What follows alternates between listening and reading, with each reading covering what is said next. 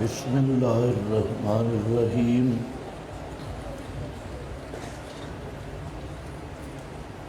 مسئلہ حیات النبی صلی اللہ علیہ وسلم پر آپ حضرات کے سامنے میں نے اپنا دعویٰ اور دلائل اور 3 عنوانوں سے حیات النبی صلی اللہ علیہ وسلم کا اس بات ذکر کر دیا۔ اب اس موضوع کی اختتامی اور آخری کڑی وہ ہے فریق مخالف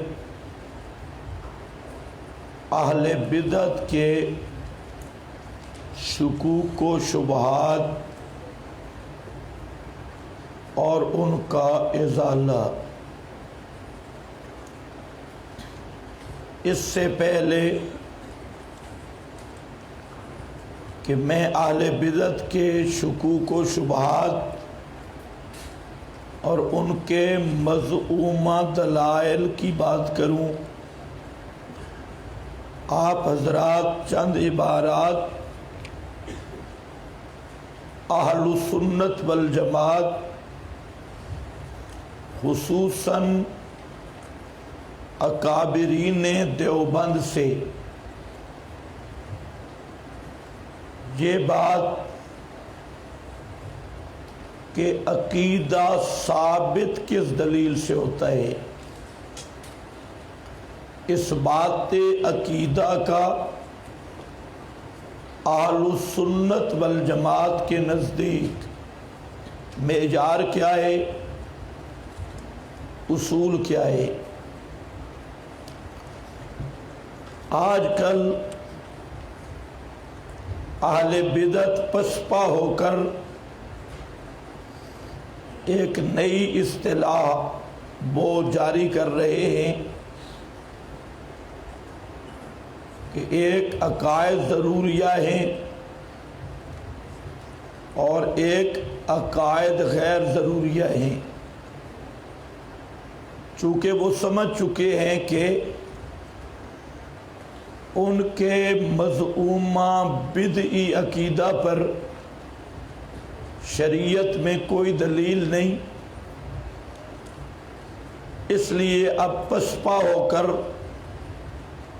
انہوں نے عقائد کی تقسیم شروع کر دی، اور یہ بھی ایک قسم کا دفاع ہے۔ مقصد ان کا یہ ہے کہ ہم سے قرآن و سنت کی قطعی دلیل کا مطالبہ نہ کیا جائے، کیونکہ وہ ہے نہیں۔ خوشبو والا عقیدہ لاہور سے شائع ہوا اور اس پر موجودہ اہل بدعت کے عمائدین کی تقاریضیں کثرت کے ساتھ، اس میں لکھا ہے کہ اگر ہمارے پاس کوئی قطعی دلیل ہوتی تو ہم مماتیوں کو کافر کہتے، یعنی اس نے تسلیم کیا کہ ہمارے عقیدے پر کوئی قطعی دلیل موجود نہیں۔ تو اس لیے میں آپ کے سامنے مختصراً چند عبارتیں رکھتا ہوں۔ ایک عبارت ہے فریق مخالف جس کو امام اہل سنت کہتے ہیں، شیخ الحدیث مولانا سرفراز خان صفدر وہ لکھتے ہیں اہل السنت والجماعت اور علماء عقائد جن امور کو عقائد کہتے ہیں ان کے ہاں وہ سب قطعی ہیں۔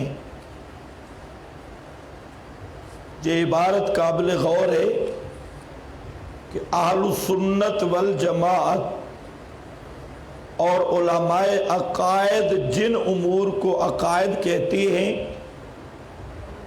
ان کے ہاں وہ سب قطعی ہیں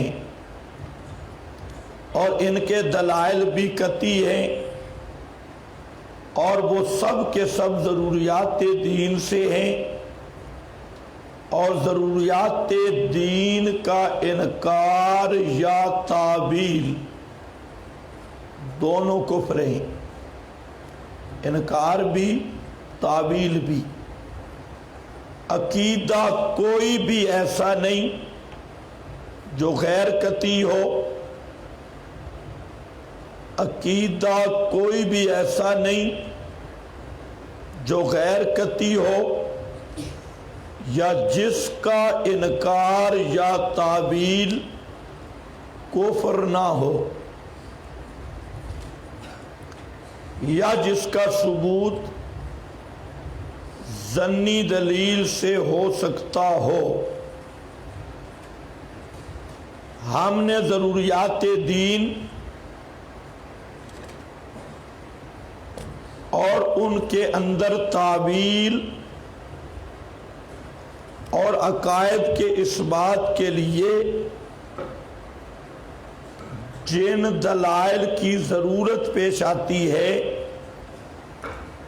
وہ اپنی کتاب ازالۃ الریب میں قدر بسط سے بیان قدر بسط سے کر دی ہے، وہاں ہی ملاحظہ کر لیں۔ یہ پہلا امر تھا جس میں مولانا کہتے ہیں کہ اہل سنت کے ہاں عقائد سب قطعی ہوتے ہیں اور کوئی بھی عقیدہ ایسا نہیں جو ظنی دلیل سے ثابت ہو سکے، اور پھر کوئی بھی ایسا عقیدہ نہیں جس کی تعویل کرنا یا انکار کرنا کفر نہ ہو۔ اس کے آگے لکھتے ہیں ثانیاً ہمارے اکابر پر یہ الزام کہ وہ متعدد مسائل اعتقادیہ میں حدیث صحیح تو درکنار ضعیف کو بھی پیش کرتے چلے آئے ہیں، صریح بہتان اور خالص افتراء ہے۔ یعنی اکابرین دیوبند پر یہ کہنا کہ وہ ضعیف احادیث عقائد میں پیش کرتے چلے آئے ہیں، یہ بہتان ہے، الزام ہے۔ تعجب ہے کہ فریق مخالف نے ایسا خالص جھوٹ کہنے پر کیوں کمر باندھ لی ہے۔ یہ بریلویوں کو مخاطب ہے کہ بریلوی چونکہ اپنے عقائد تو ثابت نہیں کر سکتے تو پھر وہ یہ تقسیمیں کرتے ہیں کہ کچھ عقائد ہیں ضروریہ، کچھ غیر ضروریہ، باب فضائل میں عقائد ظنی ہیں۔ اس پر بریلویوں نے یہ بات کی تھی اور وہی بات آج کل یہ اہل بدعت کر رہے ہیں کہ عقائد ظنی بھی ہوتے ہیں، عقائد قطعی بھی ہوتے ہیں۔ تو ہمارا یہ عقیدہ ظنی ہے، اس لیے ہم ظنی دلائل پیش کریں گے، لیکن تعجب کی بات یہ ہے کہ ان کے مذہب میں سب عقائد توحید، قیامت، رسالت، ختم نبوت سے بھی بڑھ کر مسئلہ حیات اور اس کے متعلقات کو اہمیت دی جاتی ہے۔ ان کی ہر درسگاہ میں، ہر مدرسہ میں یہ مسئلہ حیات، مسئلہ توحید کو یہ بیان نہیں کرتے، لیکن مسئلہ حیات کو یہ توحید سے بھی ضروری سمجھتے ہیں۔ لیکن جب گفتگو کا وقت آئے تو کیا کہتے ہیں؟ ظنی مسئلہ ہے، یہ ظنی عقیدہ ہے۔ کیوں؟ پتہ ہے کہ اس پر کوئی کتاب و سنت کی واضح دلیل موجود نہیں۔ یہ پھر انہی بریلویوں کے نقش قدم پر، اس لیے یہ عبارت انتہائی اہم ہے مولانا سرفراز صاحب کی، اور کہتے ہیں ہمارے اکابر عقیدہ قطعی دلائل سے پیش کرتے ہیں، اور قطعی دلائل یہ ہیں قرآن کریم، خبر متواتر، آگے تواتر کی تشریح کی، اور ان میں سے ہر ایک کا انکار ہمارے اکابر کے نزدیک کفر ہے۔ بس دریافت طلب صرف اتنی بات ہے کہ ہوں وہ عقائد اور ہوں بھی ضروریات، اور ہوں وہ عقائد اہل سنت کے، مگر کفر نہ ہو۔ ذرا سنبھل کر، پھر سوچ کر، ہوش و حواس کو قائم رکھ کر جواب دینا۔ وہ عقائد اہل سنت کے اور کفر نہ ہو، اس کا انکار ذرا سنبھل کر، پھر سوچ کر، ہوش و حواس کو قائم رکھ کر جواب دینا۔ نیز یہ بھی بتائیں کہ اہل سنت کے آپس میں کون کون سے عقائد ہیں کہ اس میں اختلاف ہے۔ عقائد کی کیفیات یا تفصیلات یا دیگر فری مسائل میں نزاع نہیں ہے۔ آگے کہتے ہیں سادساً، خبر باعث صحیح کے بارے میں یہ کس کتاب میں ملے گا کہ اس سے عقیدہ ثابت ہو سکتا ہے؟ یعنی کسی کتاب میں بھی یہ نہیں مل سکتا کہ خبر باعث صحیح سے عقیدہ ثابت تو ہو۔ عقیدہ اور خبر کی تصریح ہو، نزاع میں نہیں، نزاع اس میں نہیں کہ کیا کوئی مسئلہ بھی خبر باعث سے ثابت ہے یا نہیں۔ مسئلہ کے اس بات کا جھگڑا نہیں ہے، جھگڑا صرف عقیدہ کے اس بات کا ہے۔ اور ہماری دلیل آپ ان کتب میں ملاحظہ کر لیں، شرح مواقف صفحہ 727، شرح فقہ اکبر صفحہ 68، مسامرہ صفحہ 78 جلد 2، شرح عقائد صفحہ 101، اور ملاحظہ کر لیں کہ ان تمام کتب میں خبر باعث اور عقیدہ کی تصریح موجود ہے، بعین طور کہ خبر باعث اگرچہ صحیح بھی ہو، اس بات عقیدہ کے لیے بالکل ناکافی ہے۔ خبر باعث صحیح ہو، اس بات عقیدہ کے لیے بالکل ناکافی ہے۔ اور اصول الشاشی سے لے کر توضیح تلوی تک اصول کی جملہ کتابوں میں، نیز اصول حدیث کی کتابوں میں، مثلا فتح المغیث، تدریب الرابی، شرح نخبہ، مقدمہ ابن صلاح، توجیہ الناظر وغیرہ میں اس کی تشریح ملاحظہ کر لیں کہ خبر باعث صرف مفید ظن ہوتی ہے۔ حضرت امام نووی نے بھی جو کچھ فرمایا وہ بھی صرف یہ ہے کہ اعمال میں خبر واحد حجت ہے۔ امام نووی نے ہرگز یہ نہیں فرمایا کہ عقائد میں خبر واحد حجت ہے۔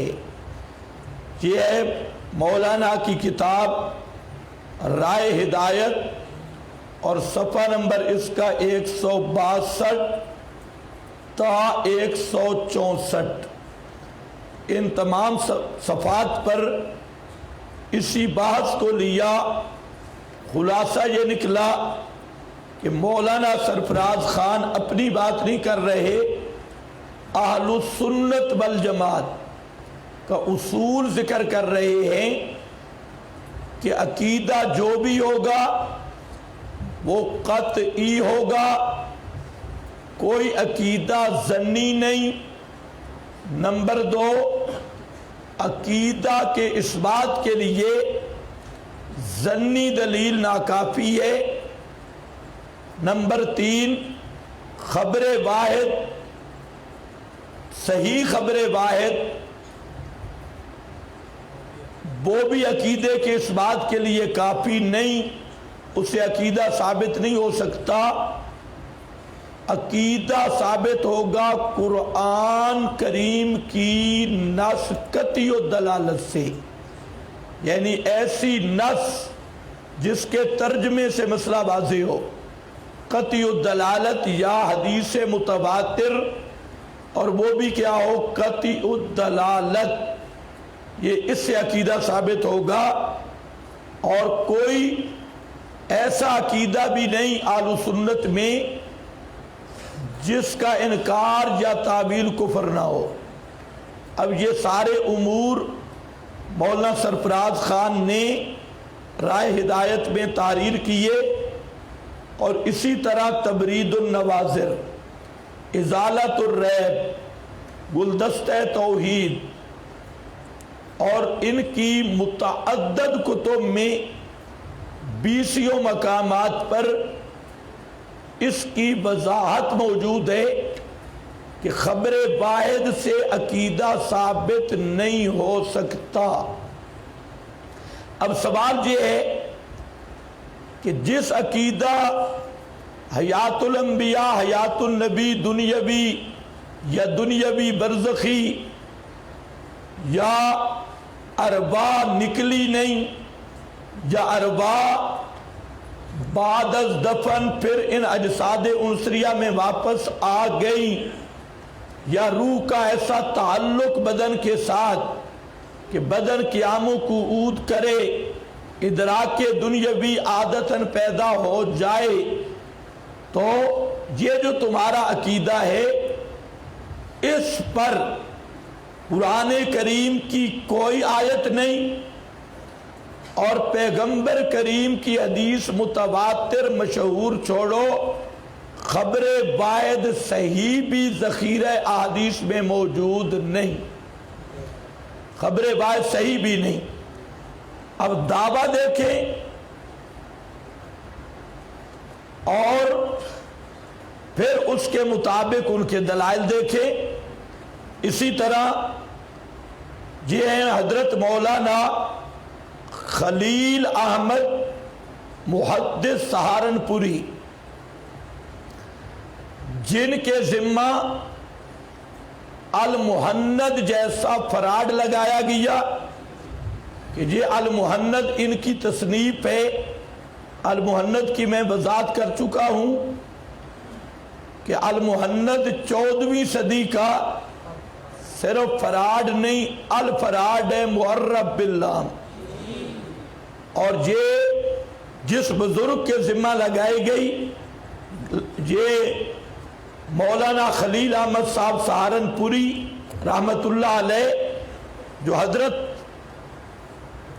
علامہ رشید احمد صاحب گنگوئی رحمت اللہ علیہ کے شاگرد ہیں۔ اب ذرا سنو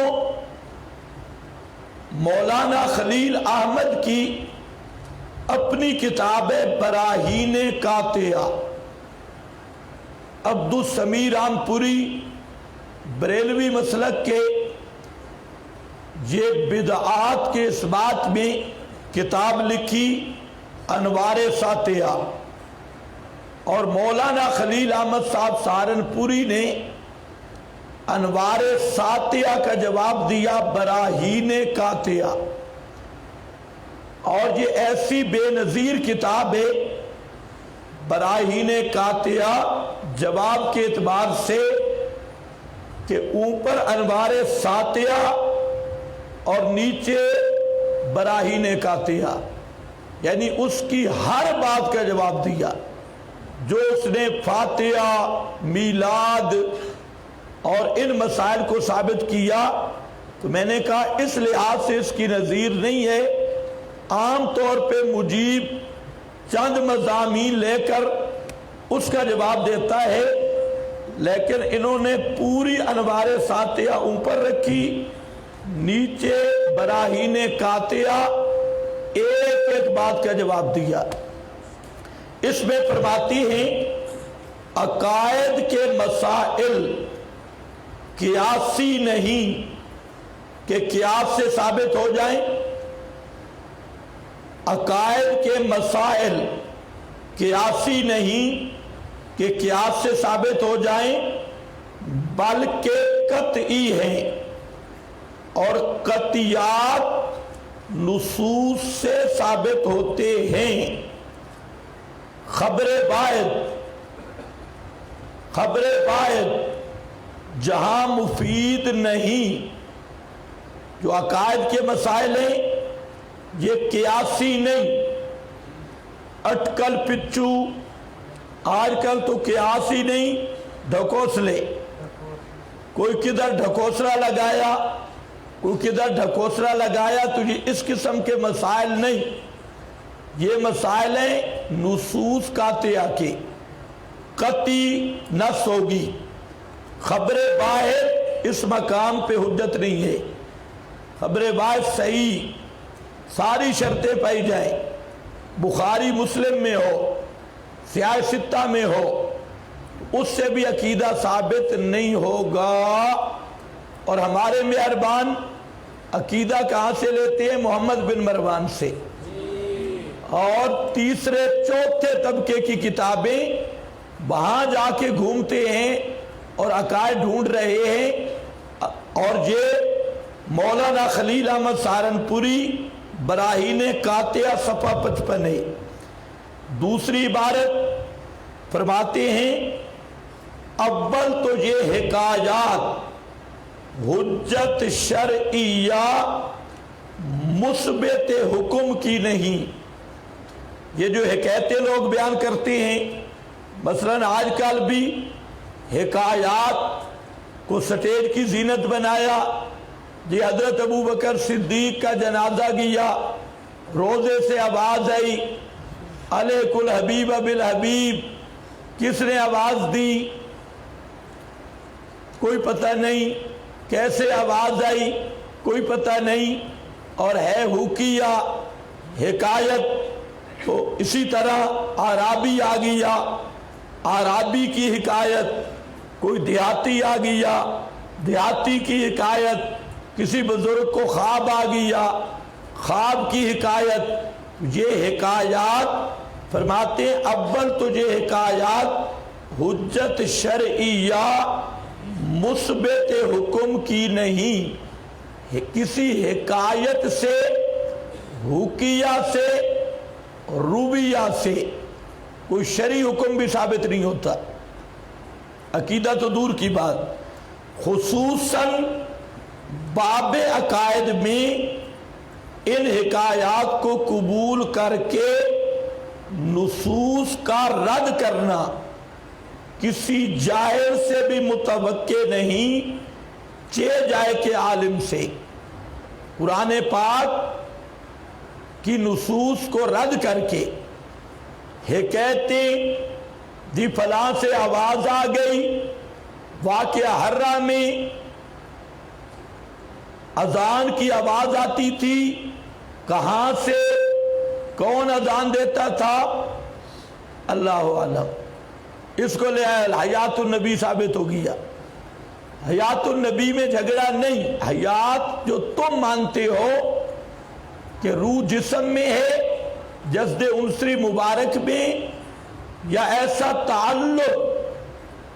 تعلق حیات کے جسم میں قیام و قعود اور ادراک دنیاوی وہ پیدا ہو جائے، تو اس مسئلہ پر حکایات یہ انشاءاللہ سب کی تفصیل میں کرتا ہوں، شبہات کی تھوڑی تمہید میں یہ مسئلہ اہم ہے، اس میں چند عبارتیں پیش کر کے پھر ان کے اصل شبہات کی طرف آتا ہوں۔ لیکن جب تک بنیاد طے نہیں ہوگی کہ عقیدہ کا ثابت کرنے کا طریقہ کیا ہے، اہل سنت کے ہاں اصول کیا ہے، تو فرماتی ہے یہ جاہل سے بھی متوقع نہیں، یہ کوئی جاہل بھی نہیں کر سکتا، چہ جائے کہ عالم کوئی عالم کرے۔ یہ تو بڑے تعجب کی بات ہے، یہ براہین قاطعہ صفحہ نمبر 56 ہے۔ اسی پر مولانا فرماتے ہیں پھر اعتقادیات میں قطعیات کا اعتبار ہوتا ہے، قطعی دلائل کا، نہ کہ ظنیات سیاہ ستہ بخاری، مسلم، ابو داؤد، ترمذی، ابن ماجہ، نسائی، ان کی اخبار احاد چاہے بالکل صحیح ہو وہ بھی باب عقائد میں حجت نہیں۔ بخاری کی روایت بھی مولانا سہارنپوری کہتے ہیں کہ عقیدہ میں حجت نہیں، مسلم کی روایت بھی عقائد میں حجت نہیں۔ کیوں؟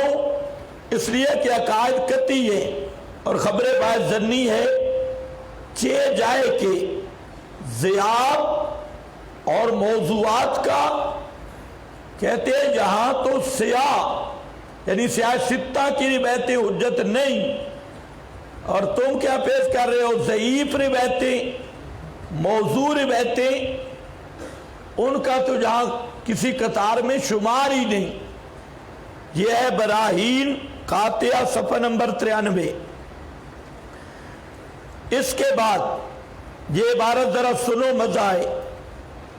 مسئلہ چل رہا ہے فاتحہ مربجہ کا، فرماتے ہیں مسئلہ فاتحہ مربجہ وہ جو میت کے لیے پڑھتے ہیں، کھانا سامنے رکھ کر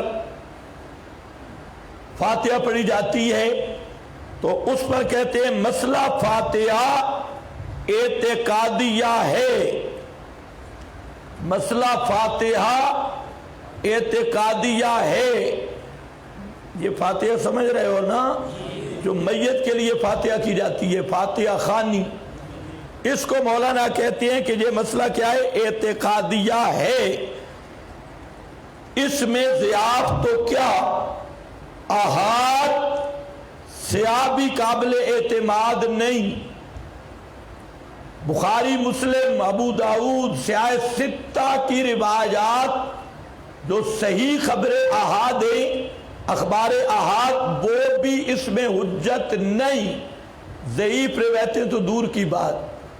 اور مسئلہ اعتقادی آپ دیکھو ایک لحاظ سے عملی ہے، لیکن جب اس کو استحباب کا عقیدہ رکھا گیا تو اس کو یہ کہہ رہے ہیں یہ مسئلہ اعتقادیہ ہے، عمل کے لحاظ سے تو عملی ہے، لیکن اس کو عقیدتاً مستحب سمجھا ہے اہل بدعت نے، حالانکہ وہ بدعت ہے، اس لیے کہہ رہے ہیں مسئلہ فاتحہ اعتقادی ہے۔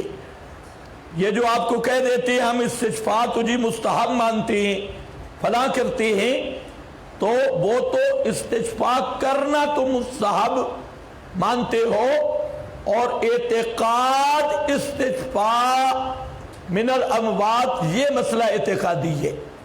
اسی طرح فاتحہ مسئلہ اعتقادیہ ہے، اس میں ضعاف تو کیا احاد سیاہ بھی قابل اعتماد نہیں، براہین قاطعہ اور صفحہ نمبر 100۔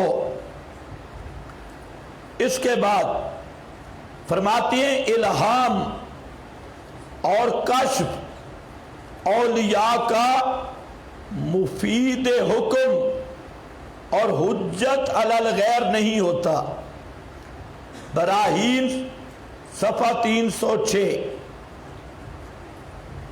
اور فرماتے ہیں عقائد کا ثبوت نص قطعی سے ہوتا ہے، اور نص قطعی کی وضاحت مولانا سرفراز نے کر دی۔ قرآن کریم، حدیث متواتر یا مجتہدین یا صحابہ کا اجماع قطعی، قطعی کا معنی جو ہم تک بنقل تواتر پہنچا ہو اور قطعی طریقہ سے پہنچا ہو، یہ ہے براہین قاطعہ صفحہ نمبر 207۔ اس کے بعد حکیم الامت مرشد تھانوی، مولانا اشرف علی صاحب تھانوی رحمت اللہ علیہ فرماتے ہیں مسائل بعض قطعی ہوتے ہیں، ان میں اختلاف کی گنجائش نہیں ہوتی، بعض اجتہادی و ظنی ہوتے ہیں، ان میں سلف سے خلف تک شاگرد نے استاد کے ساتھ، مرید نے پیر کے ساتھ، قلیل جماعت نے کثیر جماعت کے ساتھ، واحد نے متعدد کے ساتھ اختلاف کیا ہے، اور علماء امت نے اس پر نکیر نہیں کی، اور نہ آپ نے دوسروں کو ضال اور عاصی کہا، نہ کسی دوسرے کو اپنے ساتھ متفق ہونے پر مجبور کیا۔ مسائل دو قسم پر ہے، ایک ہے قطعی مسائل اور ایک ہے ظنی مسائل۔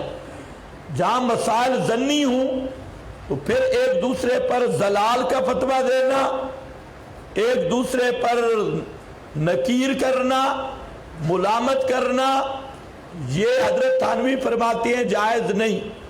صرف وہ مسائل جو قطعی ہیں وہاں پر آپ ضال مضل کا فتویٰ دیں، وہ الگ بات ہے۔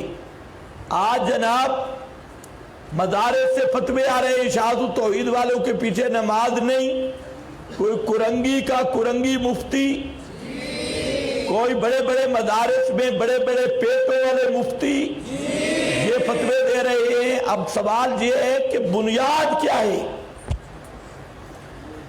دلیل تمہارے پاس نہیں، اور جو 100 کے قریب قطعی آیات پیش کر رہے ہیں۔ آپ نے کل کے سبق میں پڑھا احادیث کثرت کے ساتھ احادیث پیش کر رہے ہیں، ان کے پیچھے نماز نہیں، اور جو محمد بن مروان کا طواف کر رہے ہیں یہ ہے متقی پرہیزگار، اور بڑے بڑے مفتیان کرام کے فتوے دکھاتے ہو جی، خیر المدارس سے فتویٰ آیا، جامع اشرفیہ سے فتویٰ آیا، دارالعلوم سے فتویٰ آیا، پنوری ٹون سے فتویٰ آیا کہ اشاعت کے پیچھے، اشاعت والوں کے پیچھے نماز نہیں۔ تو میں کہتا ہوں کہ پہلے ان مفتیوں کا ایمان ثابت کرنا ہوگا۔ یہ جو فتویٰ دے رہے ہیں یہ بے ایمان مفتی، ان کا پہلے ایمان ثابت کرنا ہوگا کہ ان کا ایمان کتاب و سنت کے مطابق ہے صحیح، اور ان کا جو مذمومہ عقیدہ ہے اس پر کوئی دلیل ہے صحیح، ورنہ ان کے فتووں کی حیثیت گدھے کی لات سے بھی بدتر ہے۔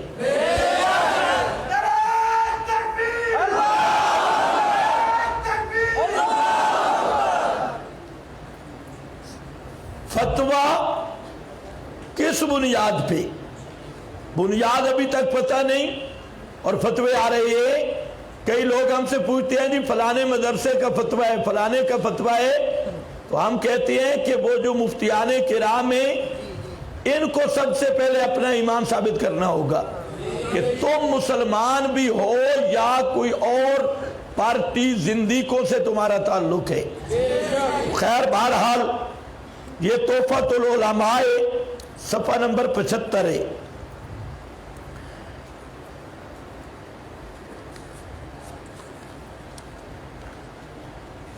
اس کے بعد ہے Allama Khalid Mahmood P H D London,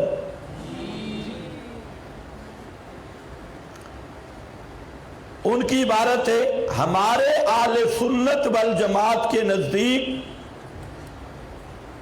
अलल इतलाक इताअत सिर्फ किताबुल्लाह और सुन्नत रसूल की लाजिम और वाजिब है। हमारे आले सुन्नत वल जमात के नजदीक अलल इतलाक इताअत सिर्फ किताबुल्लाह सुन्नत रसूल की लाजिम और वाजिब है। हदीस सकलैन सफ़ा 29।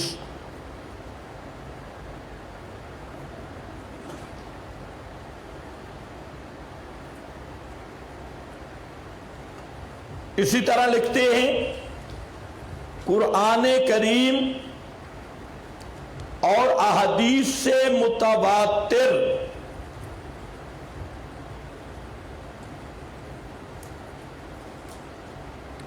कुरान करीम और अहदीस से मुतवातिर यही वो दो बुनियादें हैं जिन पर अकायद की बिना हो सकती है।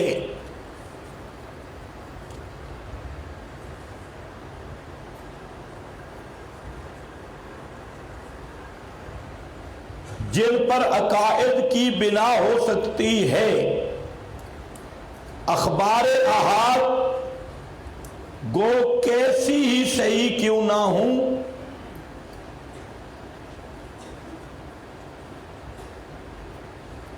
गो कैसी ही सही क्यों ना हूं, किसी कती अकीदे के इस बात के लिए काफी नहीं।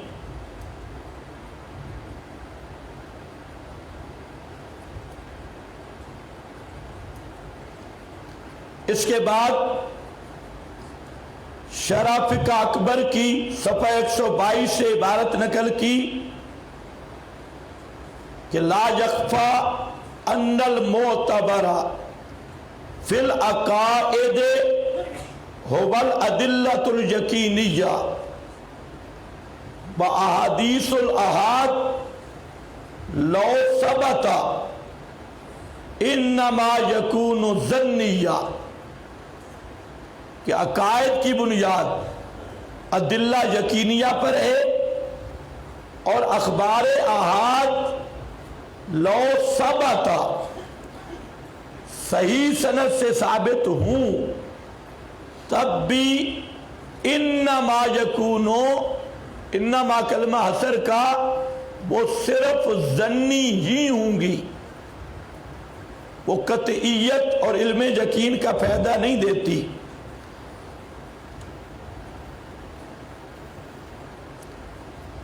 मख्फी न रहे कि अकायद के बाब में सिर्फ दलाइल यकीनिया का इतबार किया जाता है। अहादीस अहाद अगर साबित भी हो जाएं तो भी ज़न्नी सुबूत ही रहेंगी। हदीस सकलैन सफ़ा नंबर 15।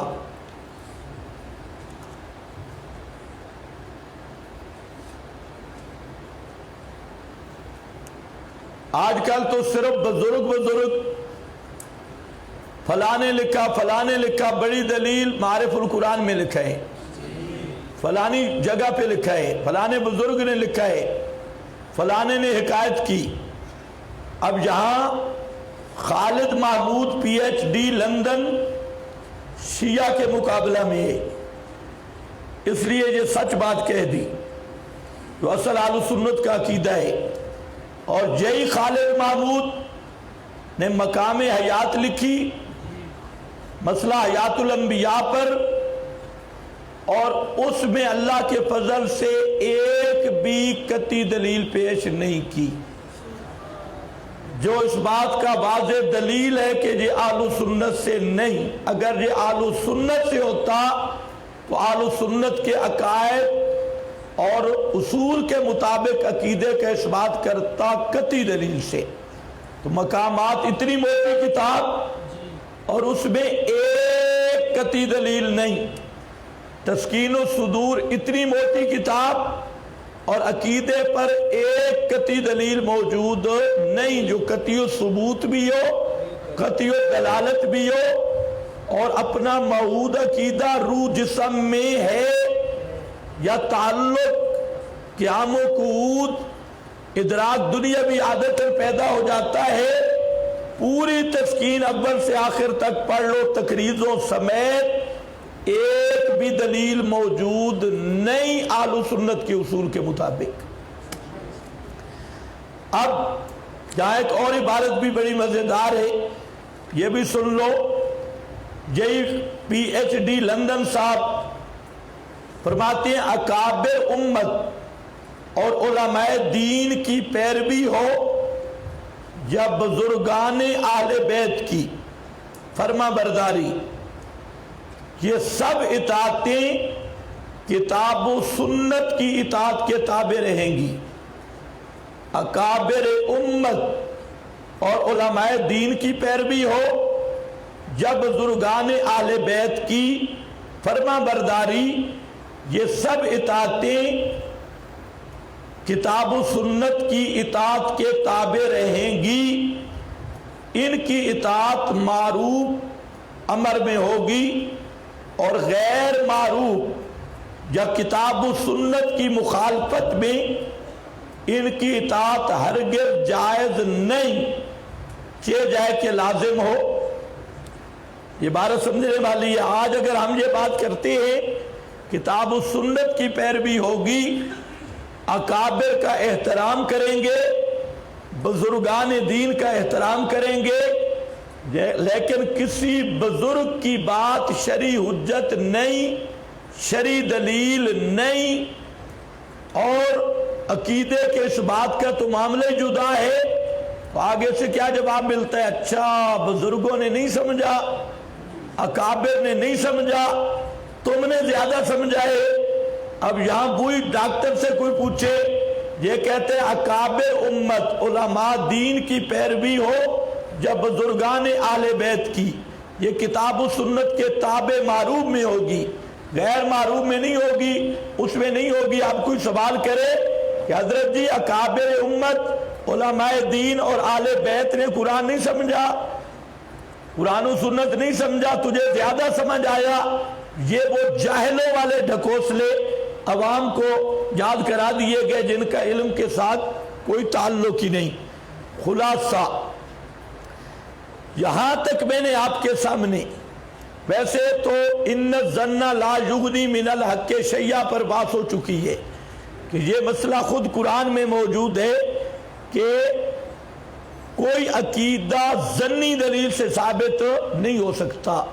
بطور تائید کے مولانا سرفراز خان صفدر کی زبانی یہ اقرار اہل سنت کے اصول کا، اور مولانا خلیل احمد صاحب سہارنپوری جن کے ذمے المحند لگائی گئی، ان کی براہین قاطعہ، اور ڈاکٹر خالد محمود، مولانا اشرف علی صاحب تھانوی رحمت اللہ علیہ، ان حضرات کے چند عبارتیں میں نے آپ کے سامنے رکھی کہ عقیدہ کس بنیاد پہ ثابت ہوگا؟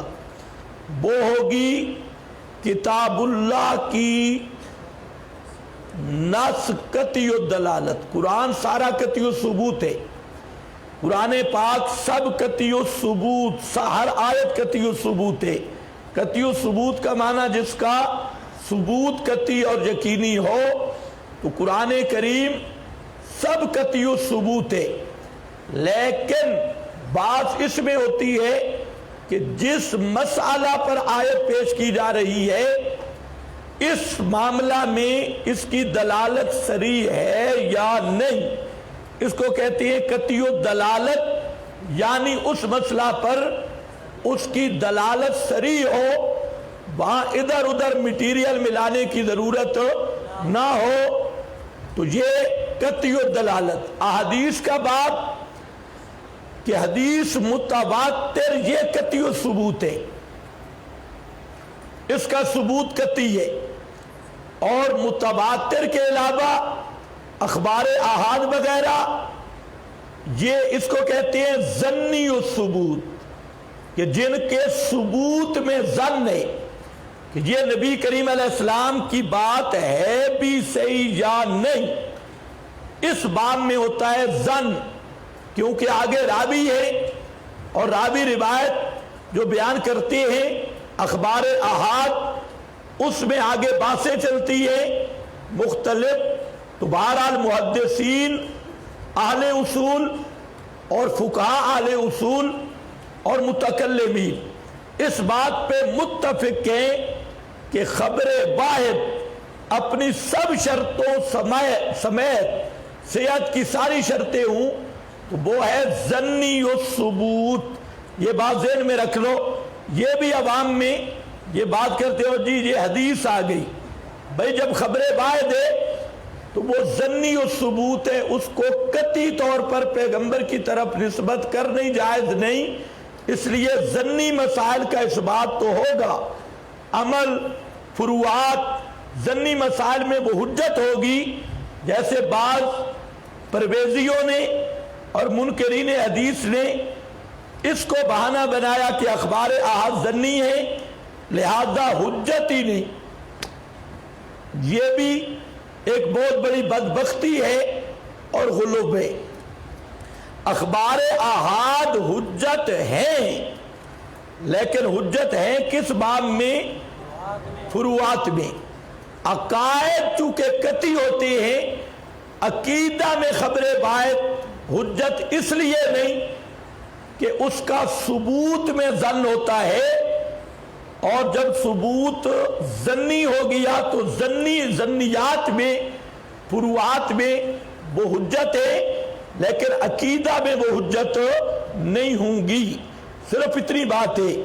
اب دو طرف دو لینے چل پڑی، ایک اہل بدعت ہے، انہوں نے اخبار احاد چھوڑو، ضعیف موضوع مختلف فی منکر شاذ روایتوں سے اپنے عقیدے کی گاڑی بھگانی شروع کر دی، اور دوسری طرف وہ پرویزی منکرین حدیث انہوں نے اخبار احاد کے ظنی کے لفظ کو لے کر مطلقاً حدیث کا انکار کرنا شروع کر دیا۔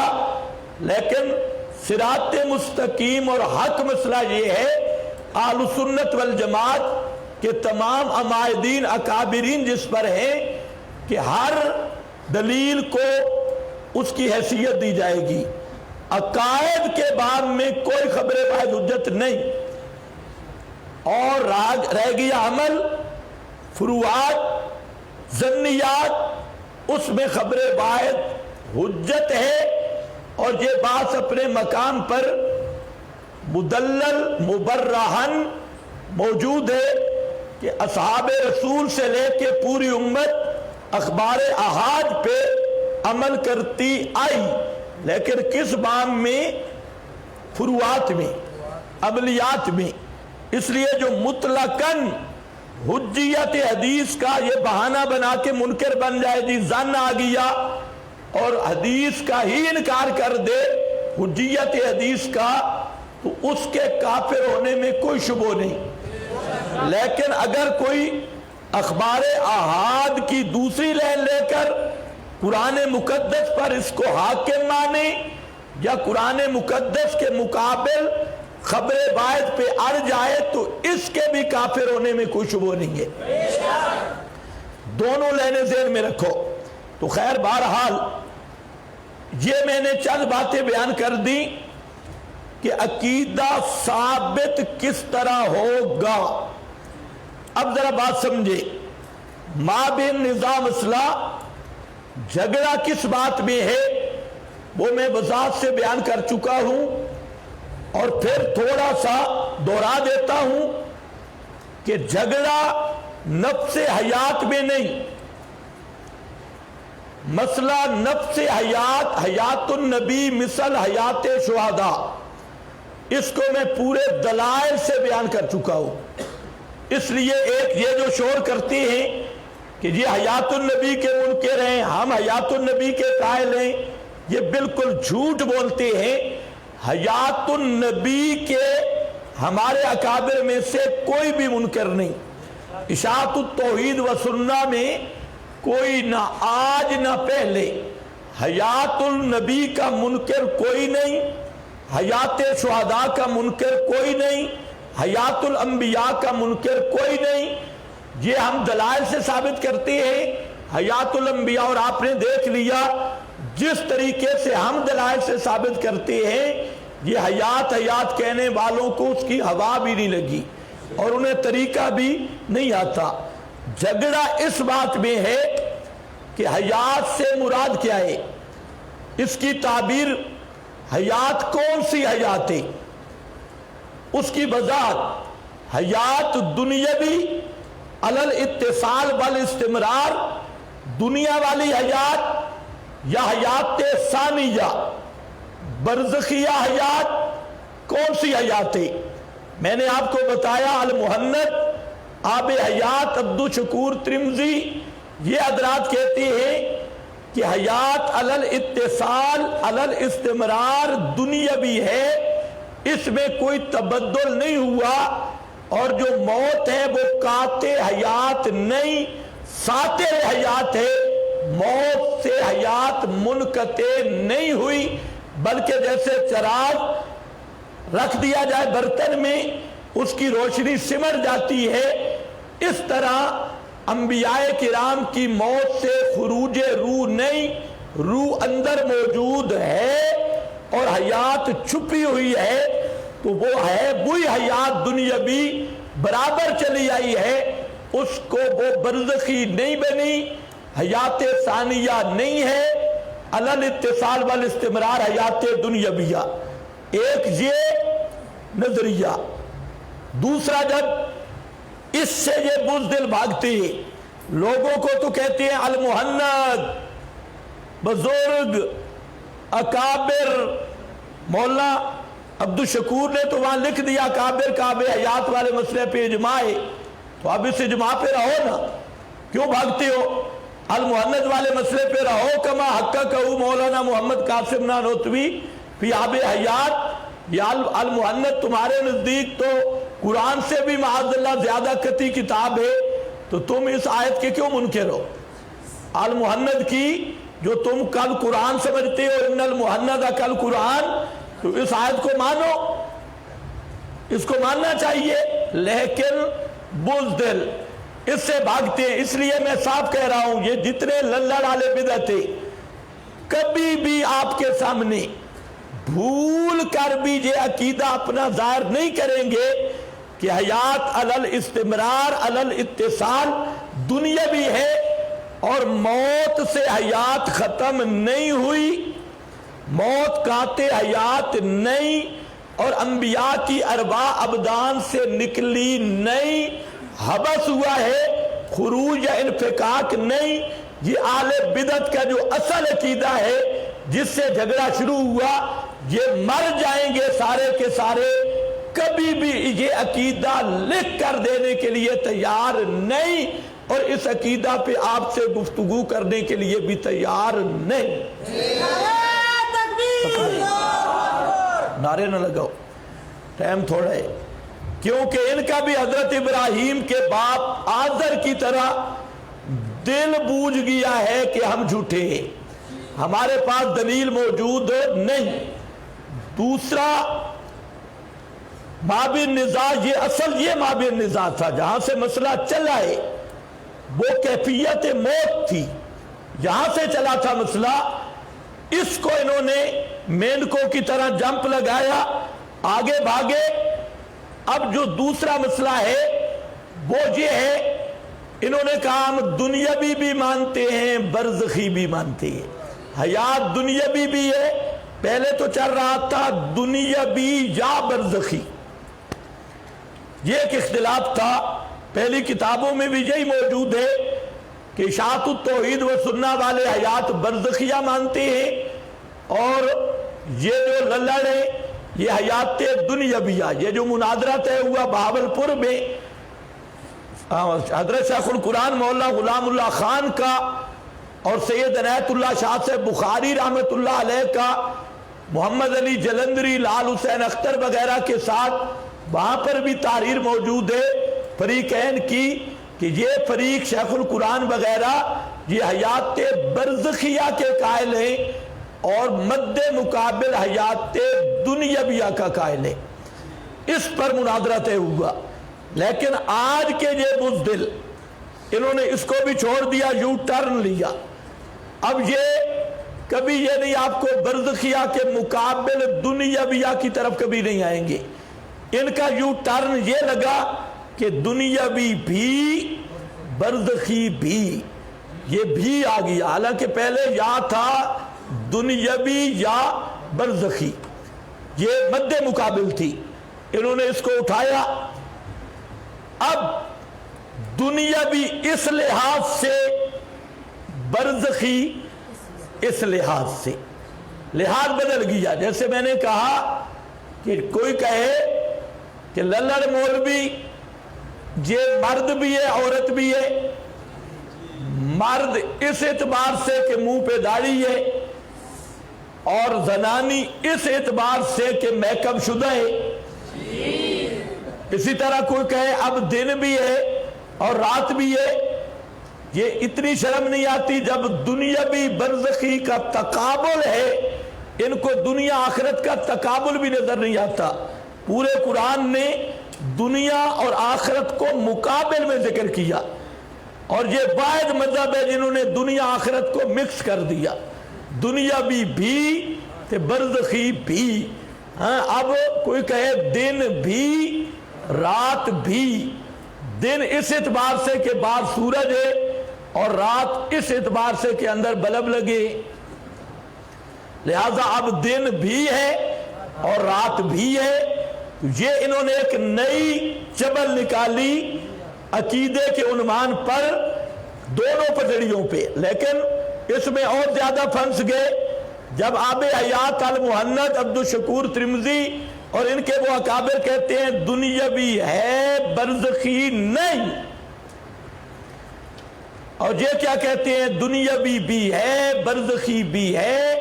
تو المحنت شریف کے تو منکر ہو گئے, ہدایت الحیران کے بھی منکر ہو گئے, جس پر عبدالشکور اجماع کا دعویٰ کر رہے ہیں مفتی عبدالشکور صاحب. تو اجماع کے منکر ہو کے پھر خود اہل سنت سے کٹ گئے, بدعتی بن گئے. اکابر کہتے ہیں دنیاوی ہے برزخی نہیں بقول ان کے, اور یہ کہتے ہیں دنیاوی بھی تے برزخی بھی. تو اکابر والا عقیدہ کہاں گیا؟ المحنت کہاں گئی؟ آب حیات کہاں گئی؟ ہدایت الحیران کہاں گئی؟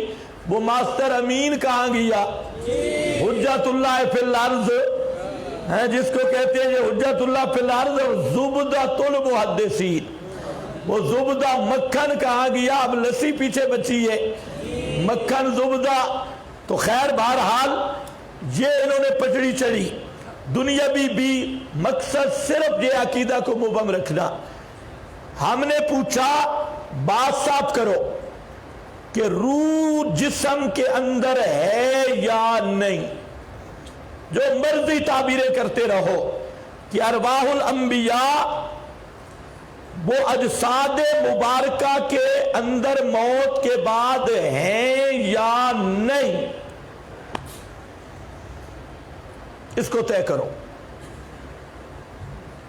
اب عقیدہ ان کا یہ ہے, آپ اس پر میں آپ کو 100 سے زیادہ حوالہ دے سکتا ہوں. اگر وہ دوسرا مسئلہ آ گیا حیات الاموات والا, تو اس میں کم از کم آپ کو ان کی عبارات ساری مل جائیں گی. اس میں یہ ہے عقیدہ ان کا یہ ہے کہ ہر کافر کی روح جسم میں واپس آ گئی. ہر کافر اسی قبر میں زندہ, ہندو زندہ, باوجود جل جانے کے روح پھر راکھ میں واپس آ گئی. سکھ زندہ, اندرا گاندھی زندہ, ابو جہل زندہ, ابو لہب زندہ. اصل ان کا عقیدہ ہر کافر اس کی روح بدن میں واپس آ گئی اور اعادہ روح کے ساتھ زندہ ہے. اس سے 40 سے زائد کتابیں ان کی بھری ہیں. مولانا سرفراز کی تذکیر الصدور ہی آپ دیکھ لیں, شروع سے باب اعادہ روح, کہ روح جسم کے اندر واپس آ گئی. اور صرف انبیاء کے لیے نہیں, امام الانبیاء کے لیے نہیں, ہر کافر, ہر مشرک, ہر ہندو, ہر سکھ, ہر مجوسی ہر ایک کی روح موت کے بعد پھر بدن کے اندر ہے، اور ہر کافر سنتا بھی ہے، ہر مشرک سنتا بھی ہے، ہر جو ہندو سکھ ہو وہ سنتا بھی ہے، دیکھتا بھی ہے، عرض اعمال بھی ان پہ ہوتے ہیں، قبر پہ آنے والے کو پہچانتا بھی ہے، خوش بھی ہوتا ہے۔ یہ کوئی انبیاء کے ساتھ خاص نہیں، بلکہ ہر ایک کے ساتھ ان کا یہی نظریہ ہے، اعادہ روح کا بھی اور یہ بھی۔ لیکن بزدلی دیکھو کہ یہ عقیدہ بھی اب آپ کے سامنے وہ بیان کرنے کی جرت نہیں رکھتے، ادھر ادھر وہ بک بک کریں گے، لیکن اس عقیدہ پہ گفتگو اعادہ روح پہ کبھی نہیں کریں گے۔ اور اعادہ روح بھی لکل الاموات، لجمیع الاموات، اس سے بھی فرار ہو گئے، بھاگے۔ عقیدہ یہی ہے۔ اب اس سے بڑی ذلت کیا ہوگی کہ جب آدمی کا عقیدہ ہو، یہ چند عبارتیں سن بھی لو اعادہ روح پر، تاکہ اگر وہ دوسرے کاغذات نہ ملے تو آپ کے پاس یہ تھوڑا سا مواد ہو۔ یہ ہے عبدالشکور ترمذی ثم سائی والی، کہتا ہے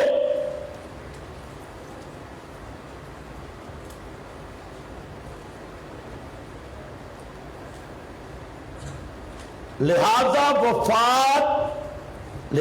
بعد از وفات ہر میت کے لیے، یہ لفظ سنو، بعد از وفات ہر میت کے لیے بوقت سوال نکیرین ارواح کا اعادہ الی الابدان احادیث سریہ سے ثابت ہے۔ یہ بڑے مفتی صاحب ہیں اور جھوٹ بولتے ہوئے کتنے بے باک ہیں۔ احادیث جمع کم از کم 3 تو ہونی چاہیے، 3 احادیث سریہ صحیحہ کہ ہر مردے کی روح وہ بدن کے اندر واپس آ جاتی ہے۔ یہاں ذرا خیال کرو، انبیاء کی بات ہے، شہداء کی، مومنین کی، کیا ہے؟ ہر میت۔ یہ ہدایت الحیران صفحہ نمبر 354، یہی بزرگ فرماتے ہیں اس مرنے والے مومن کی روح اس کے بدن میں لوٹائی جاتی ہے۔ مرنے والے مومن کی روح اس کے بدن میں لوٹائی جاتی ہے۔ صرف انبیاء کی بات نہیں، امام الانبیاء صلی اللہ علیہ وسلم کی بات نہیں، شہداء کی نہیں، ہر مومن کی بات۔ ہدایت الحیران صفحہ 355۔ پھر کہتے ہیں جب حسب تصریحات سابقہ جملہ اموات کے لیے، جملہ اموات کے لیے، جملہ کا معنی سمجھ آتا ہے؟ جملہ صرف انبیاء یا امام الانبیاء صلی اللہ علیہ وسلم یا شہداء یا صرف مومنین؟ کس کے لیے؟ تمام جملہ اموات کے لیے بعد از وفات بوقت سوال اعادہ روح احادیث صحیحہ سے ثابت ہے۔ تو پھر انبیاء کے اجساد مبارکہ میں اعادہ ارواح کا عام قاعدہ کے برخلاف کس دلیل سے انکار کیا جاتا ہے؟ ہر مردے کی روح اس کے بدن میں یہ قاعدہ ہے، ضابطہ بتا رہا ہے، جملہ اموات کی ارواح ان کے ابدان کے اندر واپس کر دی جاتی ہے۔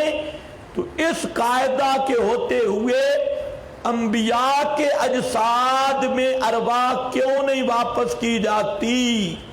یہ عبارت ہے ہدایت الحیران صفحہ نمبر 369۔ اس کے بعد یہی بزرگ کہتا ہے اعادہ روح کا حیات جسمانی کا دوام و استمرار، اس گزارش کے پیش نظر ان احادیث سے قدر مشترک طور پر حضرت کے لیے روزہ اطہر میں دائمی طور پر اعادہ روح اور جسمانی حیات کے دوام باستمرار کا ثبوت ہو جاتا ہے۔ وہ حضرت صلی اللہ علیہ وسلم کے لیے کیا دعویٰ کر رہا ہے کہ دائمی طور پر نبی کریم صلی اللہ علیہ وسلم کی روح مبارک استمرارن دائمن، جس کو آپ بولتے ہیں عادتن، عادتن نبی کریم علیہ السلام کے وجود جسم اقدس کے اندر موجود ہے۔ کوئی بات سمجھ رہے ہو؟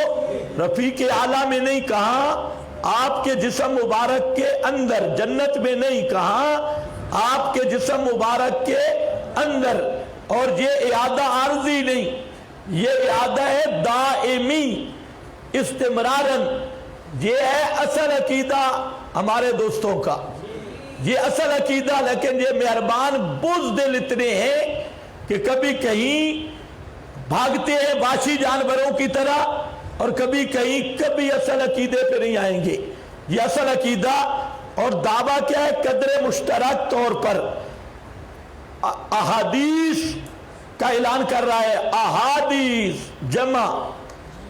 جمع کا صیغہ ہے، شیخ الحدیث بھی، مفتی اعظم بھی، اور یہ ان کے جماعت کا سب سے بڑا مفتی اعظم، لیکن جھوٹ بولتے ذرا شرم نہیں آئی۔ جہاں ایک حدیث صحیح نہیں تو اس کو احادیث صحیح صریح، یہ آگے یہی احادیث متواتر بھی بنتی ہیں، دیکھنا پہلے صحیح ہے پھر صریح ہے، آگے اگلا قدم ہے۔ یہ ہدایت الحیران صفحہ نمبر 365۔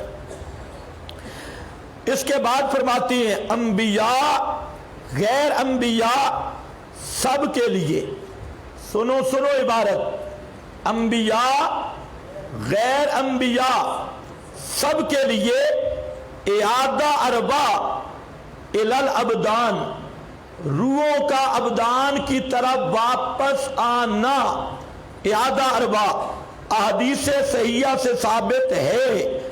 ہدایت الحیران صفحہ 368، ان کی کتاب ہے حیات انبیاء، مولانا عبدالشکور ترمذی صاحب کی۔ اس میں لکھتے ہیں اس تسلیم شدہ حقیقت کے پیش نظر جس کا ذکر اوپر ہوا ہے، اس کا مطلب یہ ہوا کہ شہداء کے اجساد میں ان کی ارواح موجود ہوتی ہیں، شہداء کے اجساد میں ان کی ارواح موجود ہوتی ہیں۔ سن رہے ہو؟ شہداء کے اجساد میں ان کی ارواح موجود ہوتی ہیں، اور روح کے موجود ہونے کی وجہ سے ان کا جسم زندہ اور ان کو جسمانی حیات حاصل ہے۔ مفتی صاحب ایک اور نقطہ بھی بیان کر گئے پچھلی عبارت میں بھی، اس میں بھی، کہ حیات جسمانی کا معنی یہ ہے کہ اس کے اندر روح موجود ہو۔ حیات جسمانی کا معنی یہ ہے، اس نقطے کو نوٹ کرو، حیات جسمانی کا معنی مفتی عبدالشکور ترمذی کہتا ہے یہ ہے کہ اس کے اندر روح موجود ہو۔ اگر اندر روح موجود نہیں تو وہ حیات جسمانی نہیں۔ یہ حیات انبیاء صفحہ نمبر 121۔ اب ذرا خیال کرنا، پہلے کہہ رہا تھا احادیث صریح، پھر ترقی کی احادیث صحیح، پھر آگے چلا احادیث صحیحہ، اب آ گیا اپنی اصل عادت پہ۔ کہتے ہیں اوپر احادیث متواترہ سے ثابت ہو چکا ہے، اوپر احادیث متواترہ سے ثابت ہو چکا کہ قبر میں جسم کی طرف روح کو لوٹایا جاتا ہے، جیسا کہ ابو داؤد کی حدیث کے الفاظ تُعَادُ رُوحُهُ فی جسد ہی سے ثابت ہو چکا ہے۔ دعویٰ دیکھا، احادیث متواترہ سے ثابت ہو چکا ہے، ایک حدیث نہیں، احادیث، اور وہ بھی متواترہ۔ اس کو کہتے ہیں دلیری سے جھوٹ بولنا، کہ کوئی شرم محسوس نہ ہو۔ حدیث سے آگے دلیل تو روح ابو داؤد والی، جس پر میں نے گفتگو کر دی، پھر بھی آئے گی بوئی، جس کے دو راوی مدلس اور ایک منکر تقدیر، اور وہ ایک فی تشیع، وہ احادیث متواترہ بن گئی۔ تو لیکن ہمارا مقصد ہے، ثابت ہو چکا ہے کہ قبر میں جسم کی طرف روح کو لوٹایا جاتا ہے۔ یہ عبدالشکور صاحب تھے، اس کتاب حیات انبیاء صفحہ 167۔ اس کے بعد امام الزاہدین، جس کی کتاب پر بڑی تقاریض، اور یہ کتاب معمولی نہیں، زید الحسینی صاحب یہ کہتے ہیں میں ایبٹ آباد میں بین النوم والیقظہ سو رہا تھا۔ یہ نیند کی نئی قسم ہے، بین النوم والیقظہ۔ نبی کریم علیہ السلام کی زیارت ہوئی تو آپ نے فرمایا کہ میں آپ کی کتاب رحمت کائنات کو نئی ترتیب دے کر انبیاء کی مجلس میں پیش کروں گا۔